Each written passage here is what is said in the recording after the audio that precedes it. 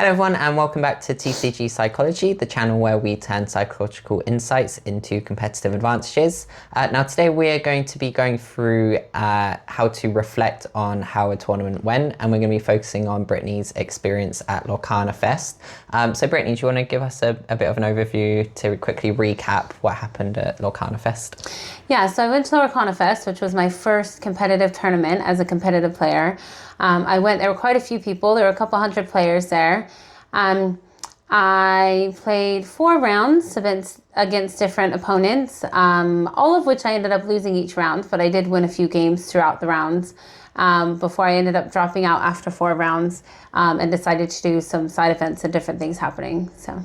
Yeah, so when it comes to reflecting on tournaments, it's really important not to be so focused on results, so being result oriented.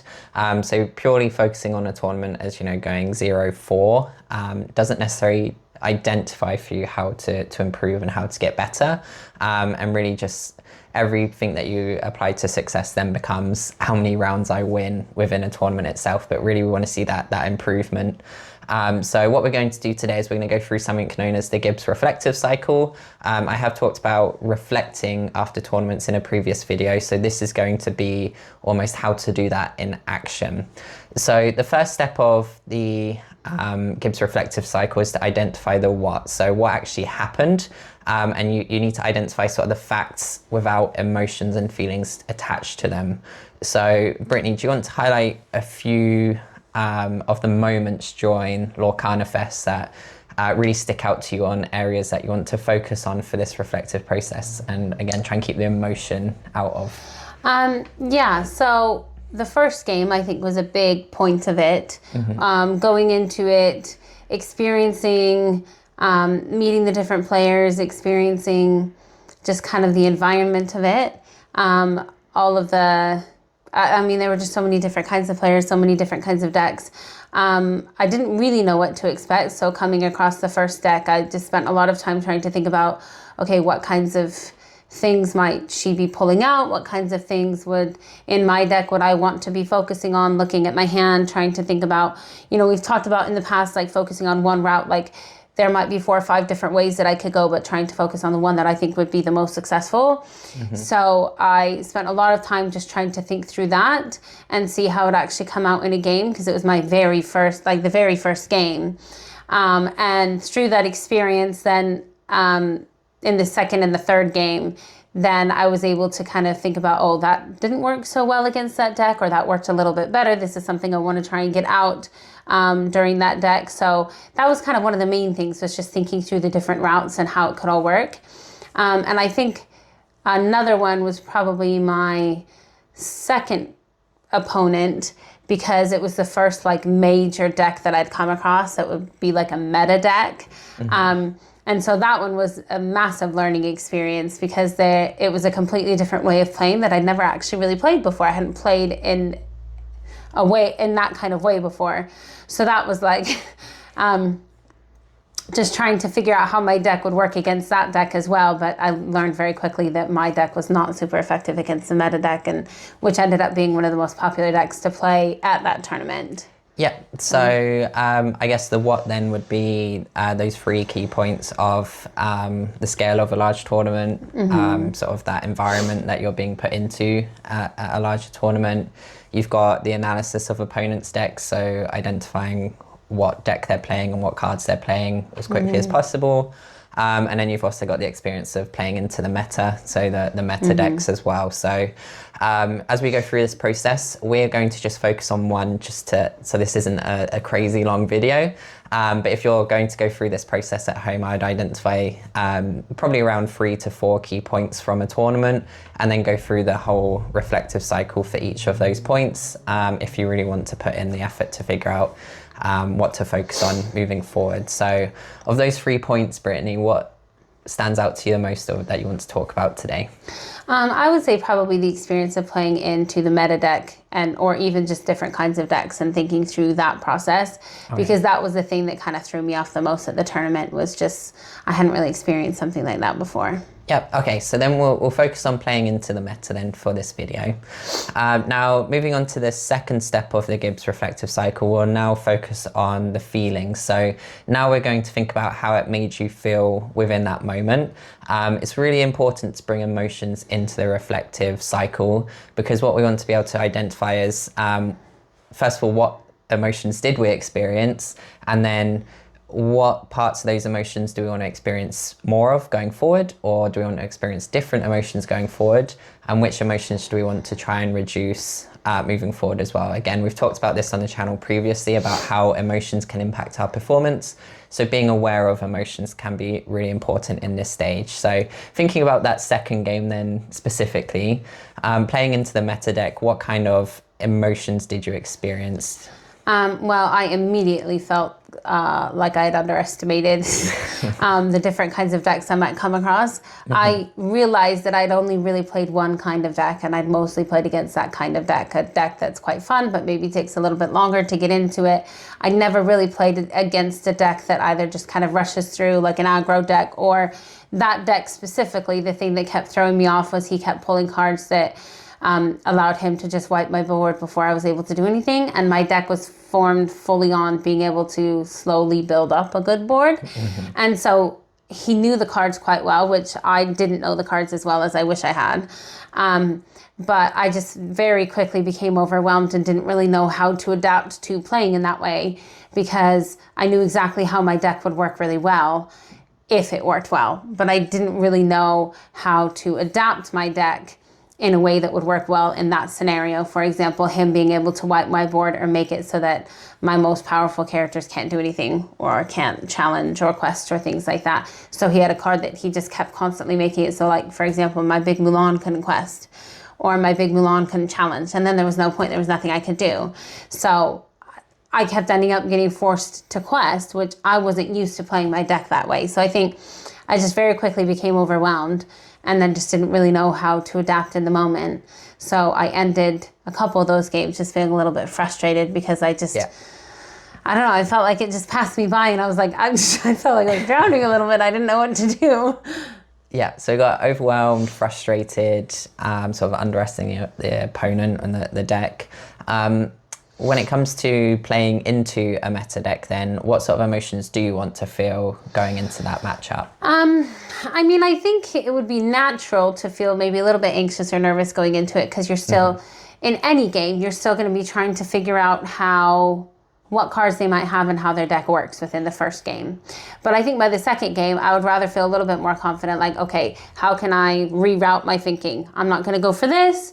I might go for this instead. So I think knowing my deck a little bit more and how it could work in a faster way, or in a way that doesn't require so much build-up, or focusing on the characters that, like, oh, I can get, like there's a Rush Mushu in there, and I didn't really play that very much, and I didn't use that very much, but getting that Mushu out quickly and using it to rush some of my characters would be a lot more effective in an environment like that. So instead of him wiping my characters as they're drying, I could rush in and do something with it. So I think going into it feeling confident that, oh, okay, if I'm going into a deck like this, this is how I want to reroute my thinking, and being able to adapt in the moment, I think would help me feel more confident. And I would have maybe been a little bit more resilient or flexible in my playing. Yeah. And again, we're looking at sort of reducing those feelings of frustration and overwhelming, so that they're not impacting on your gameplay. And yes, confidence is a good emotion that we might want to experience more of in order to go into that match with the right mindset. So that's where the reflective cycle is really important in, okay, how do we actually build more confidence then moving forward going into those sort of games? So we'll start to set sort of like action plans into the next stages of the reflective cycle. Okay, so step 3 of the Gibbs reflective cycle then is to start to look at the good and the bad. So we're evaluating how that experience went. So when it comes to, this matchup into a meta deck, how would you sort of evaluate your performance during that round? I would say it's quite negative. There was definitely a lot more bad than there was good. However, I can pinpoint a few moments where when I started noticing that he had a card that just kept putting cards into my inkwell, or he had cards where he just kept not allowing certain cards to challenge, then I did start thinking about playing cards that would then just quest a little bit faster, because the deck is quite fully based on the more you challenge, the more lore you get because of that Mushu and the Pluto and stuff that were in the deck.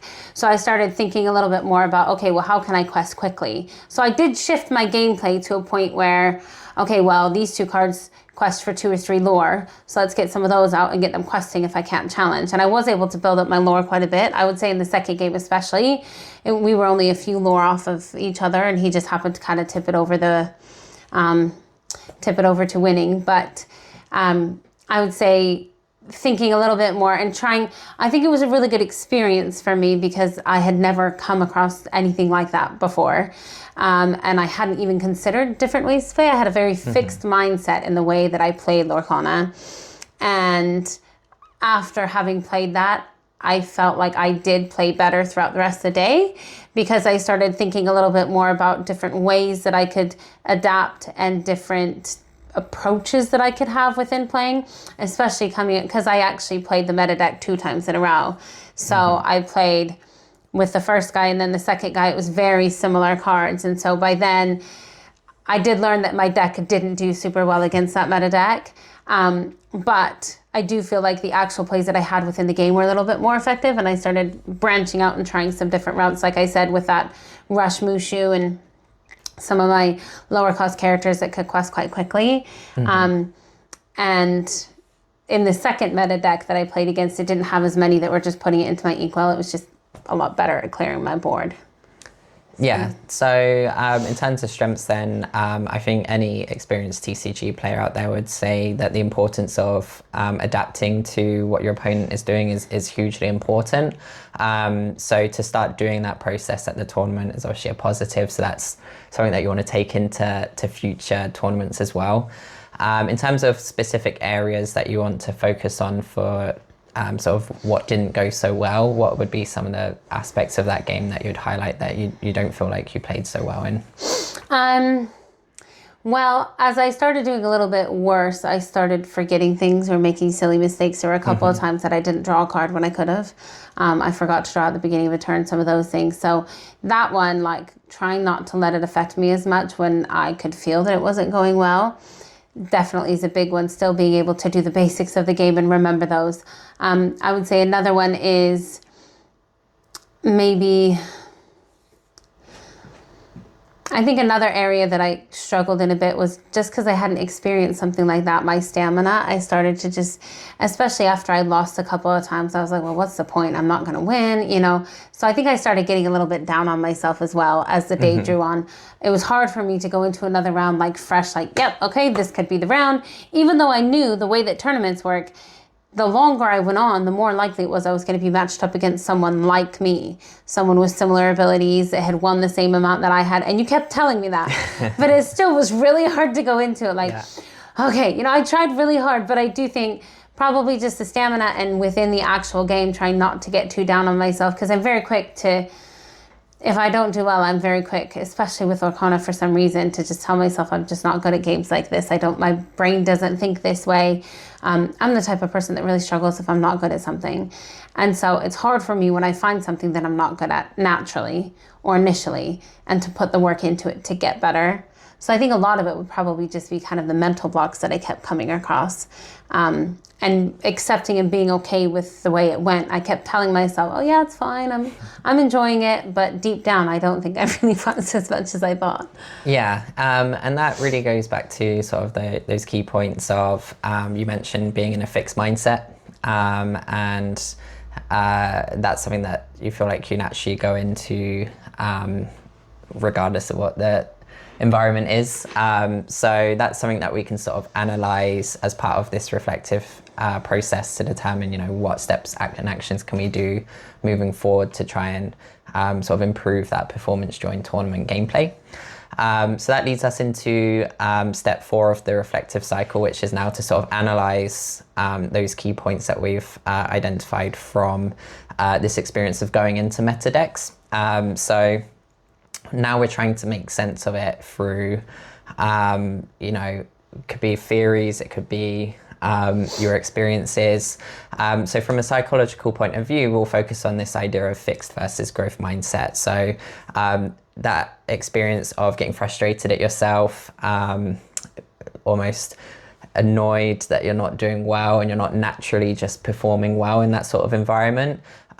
Those are obviously all indicators of a fixed mindset. And just to remind and recap, if you haven't seen our video on fixed versus growth mindset, a growth mindset is to be able to go through those processes and identify opportunities for growth rather than seeing them as threat to your ability.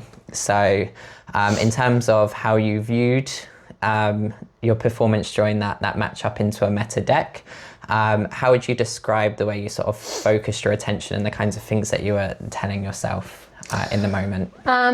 Well, I did keep telling myself, you've never really experienced something like this. This is all new. As I was going through the meta deck, I did find it quite difficult as well because the other guy kept saying, oh, I lost both my games in the last round. I just didn't draw any of the cards I needed, but I just keep drawing them now. So that was a little bit hard. Yeah. But I think I just, as time went on and as I kept playing, I just kept thinking, oh, why did I play that again? Why did I do that again? And just like second guessing everything I did. And I think I was very fixed in the way that I was playing as well. Like I was so practiced in playing a certain way and trying to get certain cards out. But also, even since then, I've started to try and be more flexible with my routes like we talked about. So in the actual tournament, I was like, well, I'm trying to do all three of these things, right? So I'm just going to work on them all at the same time. I'm going to try and get out my Musha, I'm going to try and get out my Pluto, and I'm going to try and get out my Mulan. Well, that's maybe not the most effective way to play the deck. So trying to do too many things at once, if he foiled one part of the plan, then suddenly the whole plan crumbled. So, and then when that would happen, I would immediately be like, well, why am I doing that? Why would I even try? Or, oh, that happened again, And I felt like I was making the same mistakes again because I couldn't really think of a different way to play or a different thing to do so that it didn't turn into a big mistake. Yeah, so even just within that, notice that there's a lot of, why did I do that? Why am I playing this way? That's a big indicator of a fixed mindset because you're questioning your ability, you're questioning, why you're playing in a certain way rather than saying, okay, this is a learning experience. Now that I know my opponent's doing that, okay, how can I actually change this? So rather than thinking about what you're doing wrong, you're thinking about potential solutions for the future if you were to come up against that meta deck again, which obviously happened at the tournament. So again, that also links back to that adaptability piece. So as you're at a tournament as well, if we're looking at a fixed versus growth mindset, what we're really trying to do in a growth mindset is even if we lose an early round to a particular deck, we want to learn from that experience and learn, okay, how can I approach this differently so that, again, if you come up against that deck again in a later round in the tournament, you can take that on rather than just questioning yourself, why am I doing and why am I playing in certain ways? Okay, so step 5 of the Gibbs Reflective Cycle then is to go for a conclusion of, what do you actually learn from that experience. So after going through this cycle so far, what would you say would be the biggest lesson that you can take away going into future tournaments? I think the biggest thing, ultimately just preparing myself a little bit more, learning the cards a little bit more, maybe learning the popular meta decks, the ones that I'm likely to come against, because going into that, it didn't even occur to me that like a lot of people might have the same kind of deck. And I know from a more recent tournament, there's another type of deck that tons of people had. Suddenly it became the deck to have. So I think I don't plan to go and learn all the cards because I just don't have any interest in that.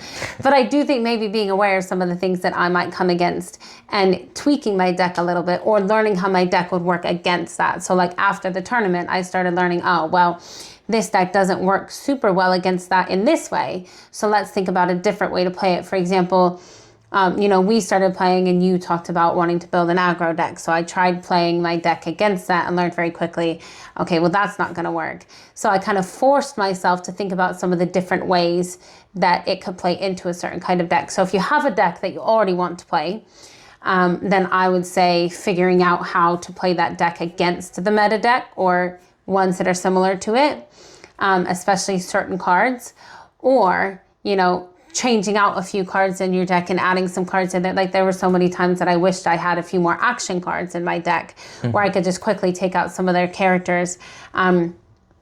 Where right now I don't have a lot of action cards. I think I maybe have 2 or 3. Yeah. But it might be more beneficial to have a couple more action cards or item cards and switch out a few things if you're going into a specific tournament to make the deck a little bit more effective against it. So I think adapting the deck, but then also just getting more time practicing. Like afterwards, I was like, oh, wow, I actually want to play against a lot of different kinds of decks. I don't just want to play against decks that allow me to do really well, because that's mostly what I had been playing against. Like my deck works really well in a certain environment, but that's the same environment that I kept playing in. So I went into it like, well, I have a pretty good deck. And then I played against other kinds of decks and I was like, oh my goodness, there are quite a few decks that this just does not work well against, you know? And so I think practicing some of those different environments as well and playing against different players, you know, like I mostly played against the same people. But playing against different people, seeing different styles of playing, seeing different kinds of decks, and getting more of that experience, I think is a big one as well. Just, you know, expanding the experiences that I have and then learning from each of those experiences. Yeah, so to me, what stands out there is almost that discussion between like local meta versus the larger meta, the wider meta, the national meta, however you want to phrase that. So obviously you mentioned in your environment, you're very comfortable playing into the decks that you've been playing against in practice and stuff, because it just works well into what's going on in the local community that we play within. Whereas when you go into a larger tournament such as this one, there's that wider meta that people are going to be focusing on and trying to use those decks. So the lesson here is to sort of look at that wider meta to prepare more effectively going into the future tournament. And I mean, we sort of explored that already. I think it was again a couple of weeks even after Lorcana Fest where we looked at the statistics and the Ruby Steel combination won 0%. No, the Ruby Steel combination won like 0% of the games that they were played in. So understanding that and trying to adapt to that is an important lesson to take going into the future. So that takes us into step 6 of the Gibbs Reflective Cycle. So this is where probably the most important step in terms of we don't want to just sit in that rumination of, oh, these are the areas that I didn't do so well, this is how I felt, and this is what I learned. But actually now we want to put in an action plan to make changes going forward, which is obviously most important because that focuses us on what direction we want to take before going into the next tournament. So between now and the next tournament, what are some of the action plans that you're going to say, this is what I'm going to do to prepare and to be ready for the next tournament? I would say a big one would be considering my deck a little bit more. So I love the Mulan deck that I have, and it's probably the one that helped me grow a lot of confidence in Lorcana. So I do really appreciate it, and I still enjoy playing it. But I've started trying a different deck that, honestly, we don't really know how this deck came about. We just kind of happened upon it in our house. One of us built it. I don't know really what happened, but we found this deck. It was a fully built deck, and it actually works quite well. So it's more of an aggro deck, and it's all about questing quite quickly. And I found that against certain kinds of decks, that can be a lot more effective. And I think it would maybe work well against a lot of the meta decks right now, because that's what the decks are kind of focused on, are questing quickly. And I mean, it's maybe not as much fun. I still enjoy the longer games where you're really getting into it and, you know, you don't really know exactly who's going to win. But I think maybe going into my next tournament, I might try practicing more with this aggro deck, learning more about that kind of play style, and then maybe figuring out how, like, a couple different decks that it might go well against. So I think trying a different deck would be really helpful for me. And I have been trying to play that deck, and I have already learned some of the combos that work. And there's already a couple cards that I'm like, oh, it'd be really nice to have that card in this deck to swap it out for something else. So those have been really good. And then I think in that same format, just trying to get a lot more experience and playing against different kinds of people. So like we typically have our group of 3 or 4 people that are playing against each other, and we play against our kids a lot, but branching out a little bit, maybe trying to go to another local area and trying to play against other kinds of people that have their, I mean, we do that quite a bit when we have pre-releases, but a pre-release event is very different than someone who like has a really good deck. They're confident playing the deck. They're comfortable. It might be good for me to play against more of those kind of decks and maybe even lose a little bit more. So I learned to adapt and deal with those negative feelings without just assuming it's my fault, but maybe just recognizing things didn't quite go well. How could I continue to improve? Yeah, so in terms of like playing into meta, then you've highlighted that maybe researching the meta and how your deck plays into meta decks is one action point. I think what stands out as well is you're not saying I want to join the meta and start playing the meta deck, but even if you don't want to do that, understanding what decks you're going to come up against to build your deck against that is really important in TCGs. But then also you mentioned a little bit about wanting to experience, losing that little bit more. What action plan are you going to put in place to sort of help you manage those emotions as you go out and experience other local metas? I think already just in the last few weeks that we've been playing, I've gotten better at like, if there's something that I did, I get a little annoyed for a minute, but then I try and get over it. I mentioned that I started playing more of an aggro deck. I tried playing a different kind of deck, but also in my main deck, I think having a couple options is good also. But in my main deck of Mulan, I started branching out and trying other ways. So like Miles has an aggro deck that I've been playing against a bit.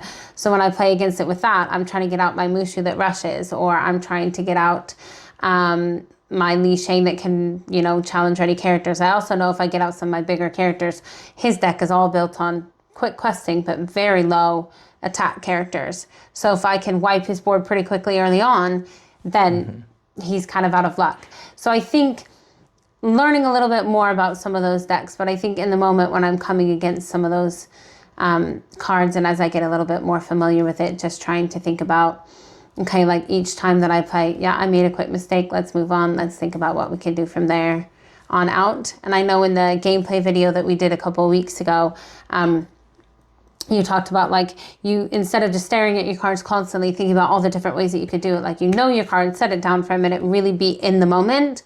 I think that's something that would help me a lot in those games, is studying the way that other people play. Because if I'm looking at the way that they're playing and the way that they're reacting, then I can either think, oh, that's really good, I should be trying to mirror that, or, oh, maybe they're not the strongest player, they made a few mistakes, and then I can think about how I could go against that. So I think trying to be a little bit more in the moment, but then also I'll be less in my head. I won't be thinking about all the things I'm doing wrong, but thinking about the actual game and the experiences within the game. So then that sort of ties it back around again to trying to have more of that growth mindset, first of all, to identify how you can improve and continue to develop in those games, rather than focusing on the negative emotions that come through. You want to focus on, oh, this is actually an opportunity to learn. And then I also loved how you brought in like being in the moment. If you're in the moment in a TCG, then you're able to really understand what's happening on that board state. And even if you don't necessarily know how to deal with it, if you're still learning and experiencing the meta, for example, you're using that as an opportunity to prepare yourself for future matchups. So being in the moment is really, really key in terms of that action plan piece as well. So that's how you go through a full reflective cycle. We hit each of the points of, this is what happened, this is how I felt, this is why it happened, this is what I'm going to do next. And of course, the most important aspect of setting that action plan. So now you've got specific ideas on how to go forward into future tournaments. So before we finish then, what's the next step for you, Brittany? What are you thinking about in terms of future outlooks? I think initially, maybe scaling it back and doing some smaller store championships instead of jumping into a really big tournament from my first experience. I kind of work that way. It's just sort of the way I've always been. I like to go big and then maybe scale it back and try and get a bit better. But I would recommend definitely for anyone kind of looking into becoming competitive, do it with people that you're comfortable with, people that you really enjoy playing against initially to build some of that confidence. But then, like we said, trying out some of those store championships. There's this new set. There's going to be some store championships coming out in April. So looking for one that I can do locally. And then maybe from there considering going back to another bigger tournament. I'll probably try and do a few store championships or a few smaller events before I go into another really big one, just so that I can continue to practice and learn and grow and try out some different decks. I really want to build up the aggro deck a little bit more and see how that goes against it. But I think the biggest thing going into that big tournament was I was also playing against people that had been playing for years. So most of them weren't new into it. Most of them didn't just become competitive. So a lot of them were pretty far along. Even if they didn't necessarily do well on that day, they've been playing for years. So they know a lot about the game. They have a lot of experience. I think I only met one person that's been playing about as long as I have that only recently became competitive as well. Most of the other people are really into it. So I think just accepting that this is my journey. It's going to take some time doing some of those smaller store championships. You know, a lot of those people were the champions of their stores and their local areas before they went into a really big one. So I think probably scaling it back a bit and doing some of that before I maybe consider doing some of the bigger ones coming up later. Yeah, so we also got UK Games Expo coming up. Are you not looking at entering the tournament? I don't really know. I think that one would be a really fun experience because I've never done a tournament at the UK Games Expo, and I do feel like that would be a different feel. Because at Lorcana Fest, it was all about Lorcana. It was really intense. There were some people playing next to me that were just so anxious, and I could tell they were just putting so much pressure on themselves. I feel like in the UK Games Expo one, it's going to be intense. It's going to be big, right? We know that it's going to be the biggest one that they've done, and it's like official and everything. However, I do feel like having the fun of all the other stuff and the atmosphere of that might hopefully help calm the nerves. But then also, if I don't do well in that tournament, well, it just means I have more time to go and explore and see some of the other things. I don't know. I'm playing around with that one. I'm thinking in the next couple of months, if I do some store championships and start to feel a little bit more confident and more capable, then we'll see. And we're already going to be there anyway, so that one wouldn't be too hard to enter. I was thinking more of like, you know, the last chance qualifier they have coming up in September and some of those really big DLCs they have in different countries. I don't know about those yet, but we'll see. Yeah, well, if you enjoyed this video, make sure to like and subscribe to the channel so you're notified when future videos are released. In the comment section down below, let us know some of your tips and tricks on how to reflect after a tournament so that you're ready and prepared to go into future tournaments. And keep following because I'm hoping to do a few more videos after some store championships and different things and talking about other ways to prepare. So yeah, and until the next time, make sure to win the mind game meta.